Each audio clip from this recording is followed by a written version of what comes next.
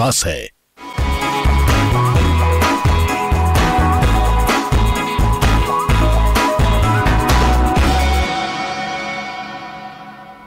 नमस्कार, खबर दोपहर में आपका बहुत बहुत स्वागत। मैं हूं आपके साथ मनुराज सक्सेना।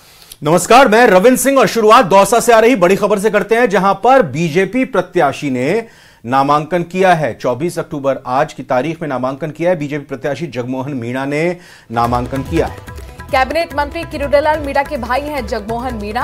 कलेक्ट्रेट में रिटर्निंग अधिकारी के समक्ष नामांकन पेश किया गया। पूर्व प्रदेश अध्यक्ष अशोक परनामी समेत कई विधायक इस दौरान मौजूद रहे। तस्वीर आपके सामने है जब बीजेपी प्रत्याशी का नॉमिनेशन का पूरा प्रोसेस चला। बीजेपी के प्रत्याशी इस बार जगमोहन मीणा हैं, जो कि पहले अधिकारी भी रहे हैं और खास बात यह है कि कैबिनेट मंत्री किरोड़ीलाल मीणा के भाई भी हैं। कलेक्ट्रेट में रिटर्निंग अधिकारी के सामने नॉमिनेशन पेश करते हुए तस्वीरें।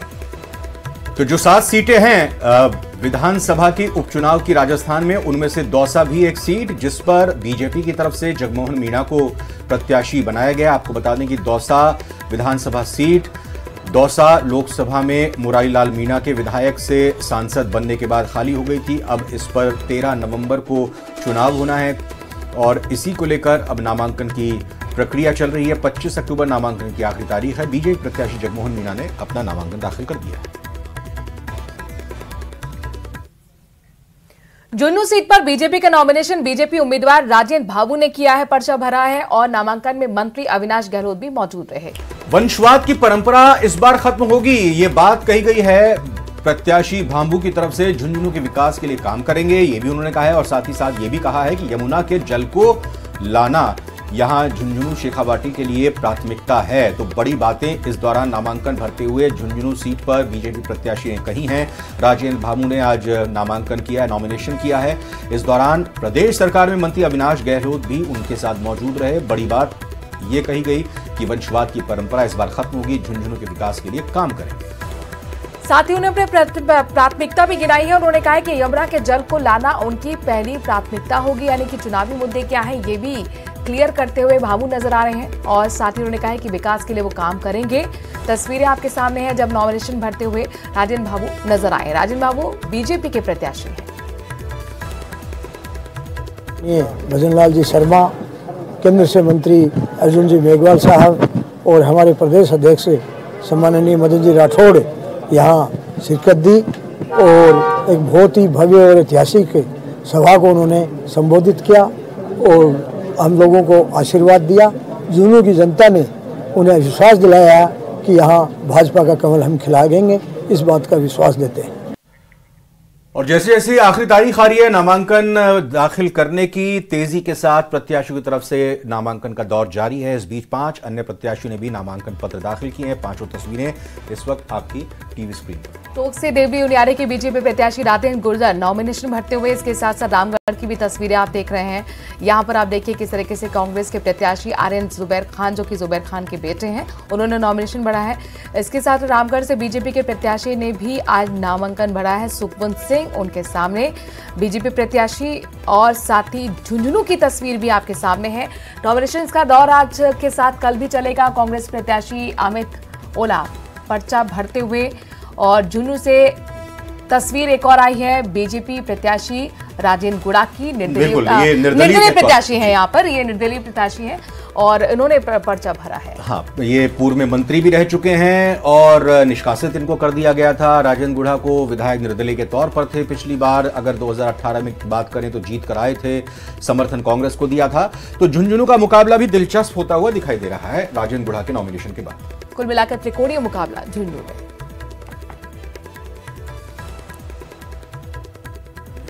आज हमने सभी वरिष्ठ कांग्रेस जन, सभी विधायकों के साथ आज कांग्रेस पार्टी के उम्मीदवार के रूप में नामांकन दाखिल किया है और इस झुंझुनू के उपचुनाव में, और जिस प्रकार हम जनरल इलेक्शन में जीते थे, इसी प्रकार हम उपचुनाव में भी कांग्रेस पार्टी दोबारा विजयी होगी। नामांकन भर दिया है और झुंझुनू जिले ने लंबे टाइम तक भाजपा और कांग्रेस के लोगों को मौका दिया।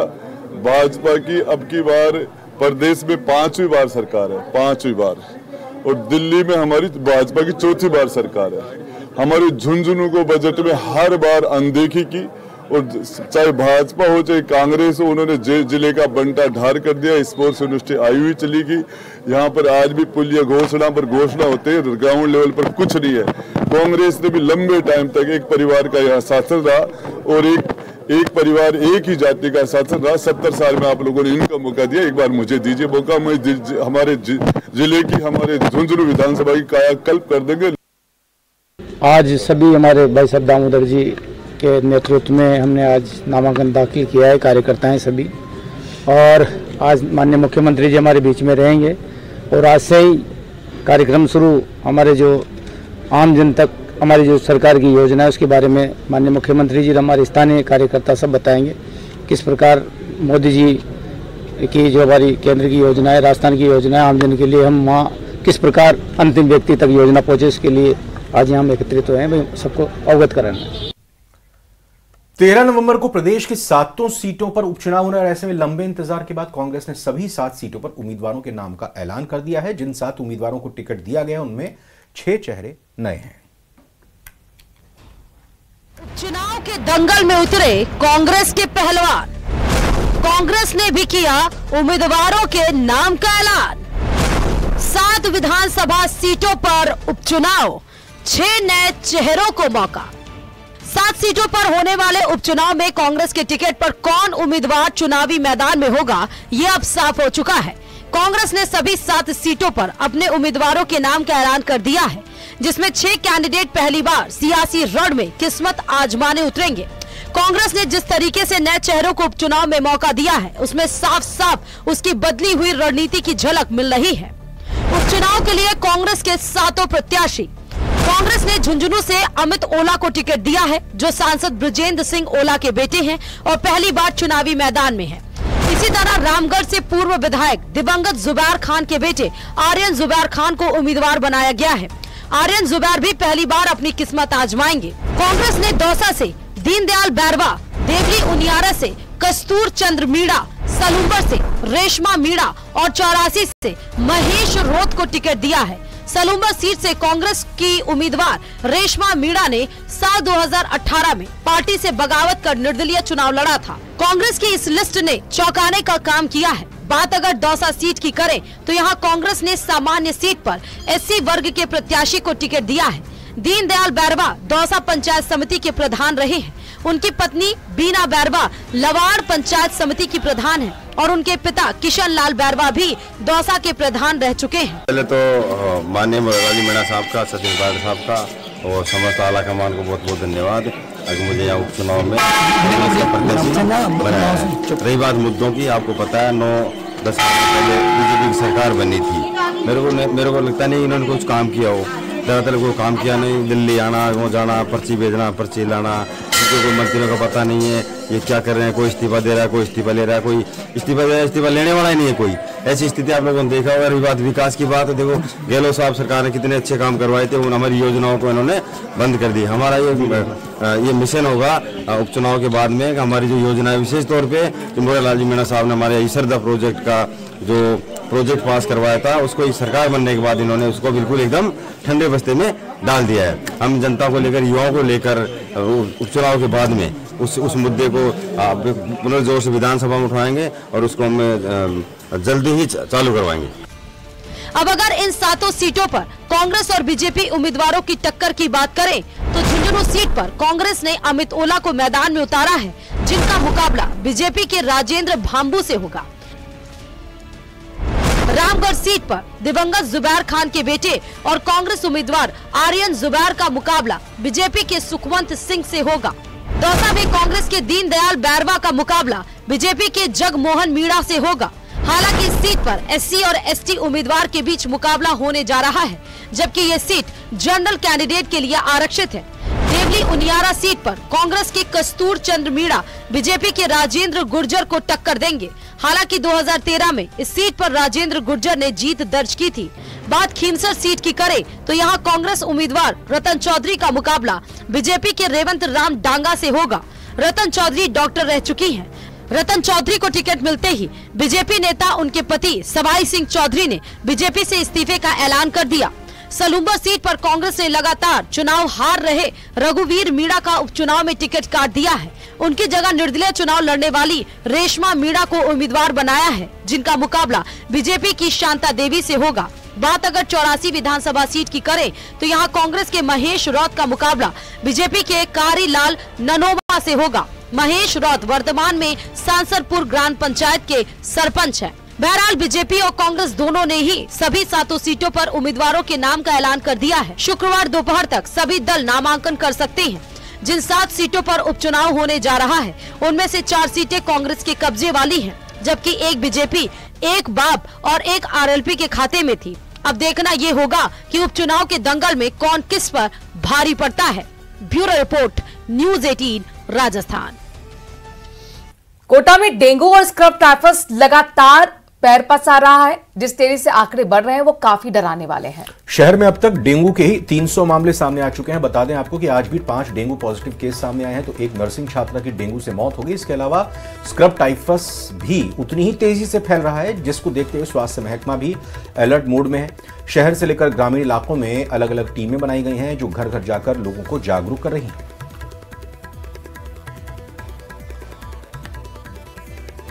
से लेकर के ग्रामीण इलाकों तक फिलहाल जिस मौसमी बीमारी ने आतंक फैलाया हुआ है वो है डेंगू और स्क्रब टाइफस। लगातार डेंगू और स्क्रब टाइफस के जो मामले हैं वो सामने आ रहे हैं। 300 को आंकड़ा जो है वो डेंगू का पार कर गया है। स्क्रब टाइफस के लगातार मामले सामने आ रहे हैं और ऐसे में अब जब हालात धीरे धीरे बिगड़ते नजर आ रहे हैं, इसके साथ ही चिकित्सा महकमे की तरफ से विशेष टीमें बनवाई गई हैं जो कि अलग अलग इलाकों में जा रही हैं। उन इलाकों में जाकर के सर्वे कर रही हैं। सर्वे करने के साथ में घर घर जाकर के लोगों को जागरूक किया जा रहा है। साथ ही ये सुनिश्चित किया जा रहा है कि कहीं पर पानी तो नहीं भरा हुआ है। इसके साथ ही आपको बता दें कि कई ऐसे इलाके भी मिल रहे हैं जहां पर जो रिहायशी कॉलोनी है, रिहायशी इलाका है, वहां पर बड़े पैमाने पर पानी भरा हुआ है। जैसे कि ये इलाका आप देख सकते हैं, सुल्तानपुर कस्बा है और सुल्तानपुर का ये बॉस कॉलोनी इलाका, जहां पर देख सकते हैं आप कि खाली प्लॉट के अंदर किस तरह से पानी भरा हुआ है। चिकित्सा महकमे की जो टीम है वो यहाँ पर आई हुई है और यहाँ पर इस तरह से ऐसे जो खाली इलाके हैं जहां पर पानी भरा हुआ है खाली प्लॉट में, वहां पर इस तरह से केमिकल जो है वो डाला जा रहा है ताकि जो डेंगू का लार्वा है उसे खत्म किया जा सके, उसे यहीं पर नष्ट किया जा सके। वहीं घर घर जाकर के पानी की टंकी को चेक किया जा रहा है, लोगों को जागरूक किया जा रहा है। किस तरह से ग्रामीण इलाकों में ये जो अभियान है वो चल रहा है, शहर के इलाकों में ये अभियान चल रहा है। फिलहाल ब्लॉक CMHO डॉक्टर राजेश सामर हमारे साथ में है। सामर साहब, किस तरह से आपका ये जो अभियान है वो चल रहा है, कैसे लोगों को जागरूक कर रहे हैं, क्योंकि लगातार केसेस बढ़ रहे हैं जो कि चिंता का सबब है। पूरे एरिया में हम पूरे सुल्तानपुर ब्लॉक में 160 टीमें जो प्रत्येक गांव में लगी हुई है और ऐसे जो एरिया है उसको आइडेंटिफाइड करके वहाँ पे जो एंटी लार्वा एक्टिविटी है वो करवाई जा रही है। हमारी जो आशाएं ANM है सब इसमें लगी हुई है और जो भी डेंगू के लिए प्रयास है वो किए जा रहे हैं। तो क्या लगता है कि लोगों की तरफ से कहीं ना कहीं जागरूकता का जो अभाव है उनमें नजर आता है? रामगढ़ पहुंच चुके हैं मुख्यमंत्री भजनलाल शर्मा। जी हां, बीजेपी प्रत्याशी के नामांकन सभा में पहुंचे हैं। रामगढ़ से बीजेपी के प्रत्याशी सुखवंत सिंह हैं। तस्वीरें आप सीधा देख रहे हैं इस वक्त। स्वागत है भाई, स्वागत है। तो लगातार सुबह से बीजेपी प्रत्याशियों के नामांकन भरने का सिलसिला जारी है और जहां जहां बीजेपी प्रत्याशी नामांकन भर रहे हैं, मुख्यमंत्री की मौजूदगी जरूर है ताकि किस तरीके से कार्यकर्ताओं में जोश भरा जाए, हर सीट पर जीत दर्ज की जाए। अब ये रामगढ़ की तस्वीर आपके सामने है, लाइव तस्वीर है, जहां पर देखिए सुखवंत सिंह बीजेपी के प्रत्याशी, नामांकन सभा उनकी हो रही है। उसके बाद वो नामांकन भी भरेंगे, पर्चा दाखिल करेंगे और इससे पहले ये रैली जिसमें मुख्यमंत्री की मौजूदगी है। तो मुख्यमंत्री भजनलाल शर्मा लगातार जो 7 सीटें हैं उनमें कोई कोर कसर नहीं छोड़ना चाहते हैं। बीजेपी प्रत्याशियों के समर्थन में लगातार सभाओं का आयोजन कर रहे हैं, सभाओं में शिरकत कर रहे हैं। और चूंकि जैसा हम लगातार आपको बता भी रहे हैं, 25 अक्टूबर नामांकन की आखिरी तारीख है और बीजेपी के प्रत्याशियों की तरफ से नामांकन दाखिल भी किए जा रहे हैं। आज भी कई सीटों पर नामांकन दाखिल हुआ। इस बीच रामगढ़ पहुंचे हैं। रामगढ़ की सीट पर सुखवंत सिंह को बीजेपी ने अपना प्रत्याशी बनाया है और सुखवंत सिंह के समर्थन में इस सभा को इस सभा में शिरकत करने के लिए मुख्यमंत्री भजनलाल शर्मा पहुंचे हैं। स्वागत किया जा रहा है पगड़ी पहनाकर मुख्यमंत्री भजनलाल शर्मा का बीजेपी के जिला इकाई के, क्योंकि ये अलवर के अंतर्गत ये सीट आती है और यहाँ पर बीजेपी के जिले की इकाई के नेता भी मौजूद और स्वागत करते हुए मुख्यमंत्री भजनलाल शर्मा का। महत्वपूर्ण होगा देखना क्या कुछ कहते हैं यहाँ से मुख्यमंत्री, क्या संदेश देने की कोशिश करते हैं। और बात अगर सुखवंत सिंह की बात करें तो जाहिर तौर पर एक बड़ा दाव सुखवंत सिंह पे खेला है। 2023 में जब चुनाव हुए थे विधानसभा चुनाव के, उस वक्त पार्टी ने उन्हें टिकट नहीं दिया था तो बगावत कर दी थी। अब बागी पर ही कहीं ना कहीं दाव खेला गया है और 2018 के विधानसभा चुनाव में भी दूसरे स्थान पर रहे थे। लगातार 2 ऐसे चुनाव जिसमें दूसरे स्थान पर रहे, लिहाजा जिताऊ प्रत्याशी मानते हुए उन्हें इस बार चुनावी मैदान में बीजेपी की तरफ से उतारा गया है। अब इनका मुकाबला किससे है ये ग्राफिक्स के जरिए भी आप देख सकते हैं। हम अलग विंडो में ये दिखाने की कोशिश करें। सुखवंत सिंह का मुकाबला है आरएन जुबैर खान, जो कि जुबैर खान के बेटे हैं और जाहिर तौर पर जुबैर खान का काफी दबदबा इस इलाके में माना जाता रहा है। उनके निधन के बाद ही इस सीट पर उपचुनाव हो रहे हैं। जी हाँ, सुखवंत सिंह का जैसे आपने जिक्र किया कि 2023 के विधानसभा चुनाव में वो बागी होकर बीजेपी से टिकट ना मिलने के बाद निर्दलीय मैदान में उतर गए थे और उनकी इस चुनाव लड़ने के कारण ही तीसरे नंबर पर जय आहूजा, जो कि बीजेपी के प्रत्याशी थे, जय आहूजा, वो तीसरे नंबर पर रह गए थे। और बीजेपी ने इसी रणनीति के तहत, चूंकि 2018 के चुनावों में भी और 2018 के चुनाव में बीजेपी के टिकट पर 2023 निर्दलीय अपने दम पर दूसरे नंबर पर रहे, तो जिताऊ उम्मीदवार बीजेपी की कोशिश और इसी लिहाज से सुखवंत सिंह पर दांव खेला गया है। जय आहूजा को इस बार टिकट नहीं मिल पाया। थोड़ी नाराजगी जरूर थी, लेकिन कोशिश मुख्यमंत्री की तरफ से अपनी टीम के साथ की गई। जहां पर भी किसी की भी नाराजगी सामने आई, प्रभारी मंत्रियों को भेजा गया, साथ ही साथ स्थानीय नेताओं को भेजा गया। मदन राठौड़ की तरफ से वहां पर बात रखी गई और नाराजगी दूर करने की पूरी कोशिश की गई। तो जो भी नाराजगी जिन भी सीटों पर थी, वहां पर सभी नाराजगी को दूर करने की कामयाबी हासिल करने में बीजेपी पीछे नहीं रही और बगावत ना होने पाए, कोई निर्दलीय या किसी और दल से पर्चा दाखिल ना कर पाए, ये सुनिश्चित किया गया। इस सभा में हम सभी के लाडले यशस्वी माननीय मुख्यमंत्री जी, जो हमारे इसी क्षेत्र से ब्रज। और टोक से बड़ी खबर आ रही है। पूर्व सांसद सुखबीर सिंह जौनपुरिया का बड़ा बयान सामने आया है। कहा है कि हरीश मीणा पर कांग्रेस का टिकट बेचने का आरोप उन्होंने दरअसल लगाया है। आज तक केसी मीणा का जिक्र नहीं था, यानी कि केसी मीणा जिनको टिकट कांग्रेस की तरफ से मिला है, यह कहा गया है, बड़ा आरोप लगाया है। सुखबीर सिंह जौनपुरिया पूर्व सांसद हैं, उनकी तरफ से यह बड़ा आरोप लगाया गया कि आज तक केसी मीणा का जिक्र नहीं था और हरीश मीणा की तरफ से टिकट बेचा गया है और उनको ये टिकट बेच दिया गया। नमो नारायण मीणा ने भी गंभीर आरोप लगाए, उनका भी वीडियो लगातार वायरल हो रहा था। टिकट कितने में बेचा ये तो वो खुद ही बता सकते हैं। ये बात और ये सवाल सुखबीर सिंह जौनपुरिया ने पूछा और कांग्रेस के नेता ही कह रहे हैं कि टिकट बेचा गया है। ये अब मैं अपनी तरफ से क्या कहूं, उन्होंने ये भी कहा कि अब हरीश मीणा ही बताएं टिकट के लिए कितने पैसे लिए। पूरी कांग्रेस हरियाणा में पूरा जोर लगाकर आई और हर जगह रैली करके आए हैं, एक सिंगल वोट भी इधर उधर नहीं हुआ। तो कुल मिलाकर यहाँ पर कांग्रेस में सिर्फ टोबल की स्थिति बनी हुई है। पूरी कांग्रेस अभी हरियाणा के अंदर में पूरा जोर लगा के आए, हर जगह रैली करके आए हैं, एक सिंगल वोट भी कहीं इधर से उधर नहीं हुआ। आज जहां हम खड़े हैं देवड़ी नहीं आ रहा कि मैं आपको स्पष्ट बात बताता हूँ, कोई भी नेता आए, जिस बात को आप कह रहे हो कि सचिन पायलट की बात कर रहे हो, सचिन पायलट भी आए, कोई भी आए, एक सिंगल वोट, जिसे समाज की बात आप कर रहे हो, एक भी सिंगल वोट डाइवर्ट नहीं होगा। मैं आपको बूथ उठा के दिखा दूंगा, अगर एक बूथ पर भी एक वोट चले जाए तो आप बता देना कि इस बूथ पर गई। देखिए मैं समझता हूँ जिस हिसाब से जो अभी आपने जिक्र किया था, कल नरेश मीणा ने कहा है कि उस आदमी का आज तक कहीं जिक्र भाव नहीं था। अभी जो सुन रहे थे, खुद नमो नारायण जी ने भी उन पर आरोप लगाया है हरीश मीणा जी के ऊपर। अब कितने लिए कितने नहीं लिए वो तो वही बता सकते हैं, लेकिन ये स्पष्ट भारतीय जनता पार्टी नहीं कह रही, खुद कांग्रेस ही बात को कह रही है कि ये टिकट बेची गई है और उसके लिए हरीश मीणा ने पैसे लिए हैं। अब वो तो वो बता दे कितने लिए कितने नहीं लिए, उसको जनता बताएगी। इधर जमशेदपुर में पुलिस ने सलमान खान से रंगदारी मांगने के आरोपी शेख हुसैन नाम के युवक को गिरफ्तार किया। मुंबई पुलिस के सहयोग से 3 दिनों तक ये छापामार कार्रवाई हुई, तब जाकर शेख को मानगो इलाके से पकड़ा गया है। उसने सलमान खान से 5 करोड़ रुपए की रंगदारी मांगी और धमकी दी कि पैसे नहीं दिए गए तो उनका भी हाल पूर्व राजनेता बाबा सिद्दीकी से भी बदतर होगा। शेख साक्षी बाजार में सब्जी बेचता है। उसने लॉरेंस बिश्नोई गैंग का करीबी होने का दावा करते हुए धमकी भरा मैसेज भेजा था। और डिडवाना में त्योहारी सीजन में मिलावटी सामान बेचने वालों पर खाद्य विभाग ने सख्ती दिखाई है। जगह जगह मिलावटी सामान बेचने वालों पर कार्रवाई की जा रही है और इसी क्रम में जिला कलेक्टर पुखराज सेन और खाद्य सुरक्षा विभाग के अधिकारी पंकज ओझा के निर्देश पर डिडवाना में कई दुकानों पर छापेमारी की कार्रवाई की गई और इसमें 2 ठिकानों से 35 और 20 किलो के रंग मिली चाशनी को नष्ट किया गया। साथ ही कई दुकानों से मिल्क केक, बेसन चक्की, मावा घी का नमूना लिया। इसके अलावा इलाके में 10 दुकानों के चालान भी काटे गए।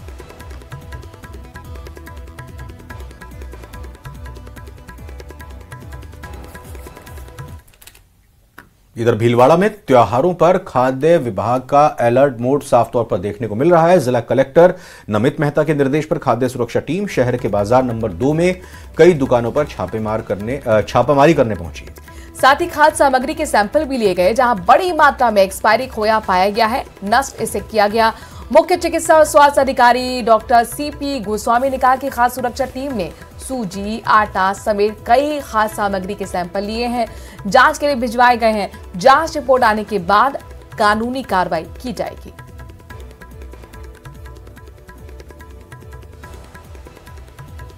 भीलवाड़ा की बाजार नंबर 2 में प्रवीण एंटरप्राइजेस पर खोया पाया गया है, जो कि एक्सपायरी डेट का है। काफी भारी मात्रा में इसकी संख्या है। इसको हम फूड सेफ्टी एक्ट के तहत नष्टीकरण की कार्रवाई कर रहे हैं और इसके सैंपल जो है फूड टेस्टिंग लैब में भेज रहे हैं। साथ ही साथ प्रवीण एंटरप्राइजेस पर अन्य जो है सामग्री जैसे सूजी है, हल्दी है, आटा है, आगे नजदीकी शॉप पर। इसके अलावा मेरे पीछे अमन ट्रेडिंग कंपनी बागोर की है, यहाँ नमकीन जो है उद्योग, इसका भी हम सैंपल ले रहे हैं। गोगा मेडी हत्याकांड के बाद पहली बार गोगा मेडी की पत्नी शीला शेखावत लाइव आई हैं। क्षत्रिय करणी सेना परिवार पर वो क्या बोलेंगी? लॉरेंस बिश्नोई पर इनाम के बाद पहला उनका रिएक्शन आइए सुनते हैं। विष्णु शर्मा हमारे संवाददाता उनके साथ मौजूद हैं। विष्णु, आप सीधा बात कर सकते हैं उनसे। देखिए, बिल्कुल क्षत्रिय करणी सेना के राष्ट्रीय अध्यक्ष शिव सिंह शेखावत के बयान की पहली बार श्री राष्ट्रीय राजपूत करणी सेना के राष्ट्रीय अध्यक्ष रहे सुखदेव सिंह गोगामेडी जी की पत्नी और इस वक्त कार्यकारी अध्यक्ष हम बात करेंगे कि आखिरकार इस बयान से वे क्या सरोकार रखती हैं। भाई साहब, आपको नमस्कार, न्यूज 18 पे स्वागत है आपका। जो जिस तरह का बयान शिव सिंह शेखावत जी का सामने आया है और कहा कि लॉरेंस पर 1 करोड़ राज सिंह जी का बयान सामने है, उसको लेके आप क्या इख्तियार रखती हैं? देखिए, पहले तो ये अभिव्यक्ति है, कोई भी आदमी कोई भी बयान दे सकता है, ये कोई बड़ी बात नहीं है। लेकिन बयान देने से अगर न्याय मिलता तो हर कोई बयान दे देता, मैं भी दे देती, क्योंकि हमारे केस में तो ये रोहित राठौड़ और क्या नाम है उसका, रोहित गोदारा और ये गोल्डी बराड़ नाम के जो कुख्यात अपराधी हैं, जो कनाडा में अभी बैठे हुए हैं, वो हमारे केस में है, न कि ये लॉरेंस बिश्नोई का नाम लेकर के इसको बिना मतलब के ही पब्लिसिटी मिल रही है, जो कि न्यायती गलत है। मैं इसको सही भी नहीं मानती। राज सिंह शेखावत ने कहा, जो बयान उनका सामने आया था कि लॉरेंस अमर शहीद हैं, उन्होंने कहा कि सुखदेव सिंह गोगामेडी हैं, उनके हत्याकांड से जुड़ा हुआ मामला, इसलिए मैं ये इनाम रख रहा हूँ। तो आपने जब ये बयान देखा उसके बाद आपने क्या सोचा?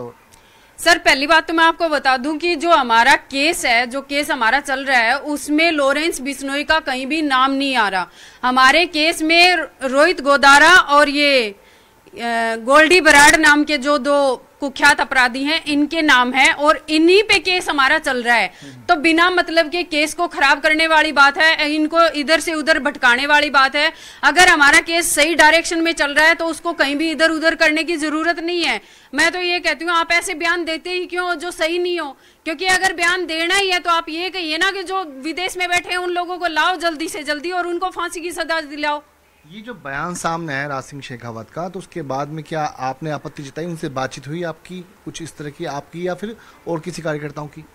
नहीं, लोग उनसे बात कर रहे हैं, मेरी हालांकि अभी तक बात नहीं हुई, लेकिन लोग उनसे बात कर रहे हैं और उनको समझा भी रहे हैं कि देखिए आप ऐसा बयान मत दीजिए, क्योंकि आपके बयान से कहीं ना कहीं हमारी जो चल रही है जांच, उस जांच में कहीं ना कोई विघ्न आ रहा है। क्योंकि सरकार, एक बात बताइए, जो मुद्दा है मुद्दे से भटक जाएगी तो हमें न्याय कैसे मिलेगा? आज जो मुद्दा है सिर्फ और सिर्फ कनाडा में बैठे अपराधियों को लाना, न कि गोल्डी, ये क्या नाम है, लॉरेंस बिश्नोई का कहीं भी हमारे केस में कोई नाम नहीं है अभी तक। नहीं, इसका मायने क्या है आपके बयान के भी? क्या लॉरेंस बिश्नोई इस हत्याकांड से जुड़ा हुआ नहीं है, या एनआईए ने जो अपनी चार्जशीट में कहा आप उससे इत्तेफाक रखती हैं? इसका मतलब देखिए सर, पहली बात तो मैं आपको बता दूं कि अभी तक इसका कहीं नाम नहीं आया है, और जब इसका नाम आ जाएगा तो देखिए करणी सेना पहले भी पीछे नहीं थी, आगे भी पीछे नहीं रहेगी। और जब भी हमें न्याय की बात के लिए, अगर हमें चाहे कोई धरना प्रदर्शन हो या भूख हड़ताल हो या फिर हमें कुछ भी करना पड़े,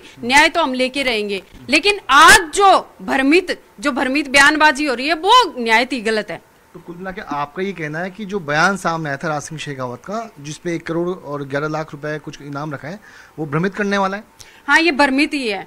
और वैसे देखिए, मैं ये कहूंगी कि इनसे क्या होता है, इनाम रखने से क्या होता है? अगर आपके बाजुओं में ताकत हो, इनाम के बगैर जाके मारिए, किसी को मारना है तो ऐसे थोड़ी ना बोल देगा कोई कि ऐसे पैसे दे दूंगा, उसको मार दो, इसको मार दो। और मारना भी किसको, टारगेट किसको दे रहे हैं कि पुलिस वाले उसका एनकाउंटर करो। अरे एनकाउंटर की कोई विधिक प्रक्रिया होती होगी ना, एनकाउंटर ऐसे ही हो जाएगा। अगर एक अपराधी आपकी जेल में बंद है, Z+ की सिक्योरिटी में है, तो कौन उसको एनकाउंटर करेगा? हाँ, ये हो सकता था अगर वो बाहर होता, अगर वो फरार होता और मतलब सरकार से, ये पुलिस प्रशासन से मुठभेड़ होती, तो उसका एनकाउंटर हो सकता था। ये विधिक प्रक्रिया है, अदरवाइज ये कोई विधिक प्रक्रिया नहीं है कि आप जेल में बैठे एक अपराधी को मरवा सकें।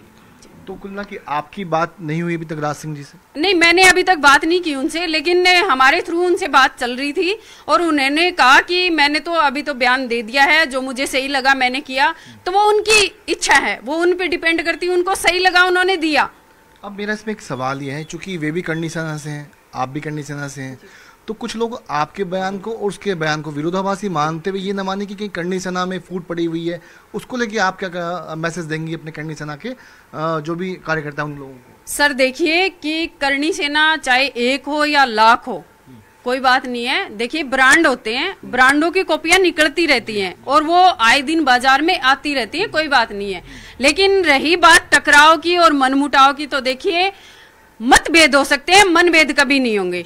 हम अगर किसी अन्याय की बात को लेकर के न्याय के लिए बैठते हैं तो वहां चाहे कोई भी करणी सेना का कोई भी अध्यक्ष हो, वो आकर के बैठता है और उसका समर्थन करता है। तो मुझे नहीं लगता है इसमें कोई टकराव वाली या फिर मनमुटाव वाली कोई भी बात होगी। तो एक मैसेज तो साफ है कि समाज की बात को लेके या धर्म की बात को लेके या किसी भी बात को लेके करणी सेना एकजुट रहेगी। कहीं भी हो, कहीं भी न्याय की जरूरत होगी तो करणी सेना सदैव एक साथ रहेगी। और जहां भी हमें लगेगा कि यहाँ हमें बैठना है, इसको न्याय दिलाना है, तो हम न्याय दिला के मानेंगे, चाहे हमें इसके लिए अपना ही बलिदान क्यों ना देना पड़े। एक बात और, फर्जी अकाउंट भी बनना है गोगा मेडी के नाम से, और भी कुछ बातें सामने आई है? हाँ सर, फर्जी अकाउंट हमारे नाम से काफी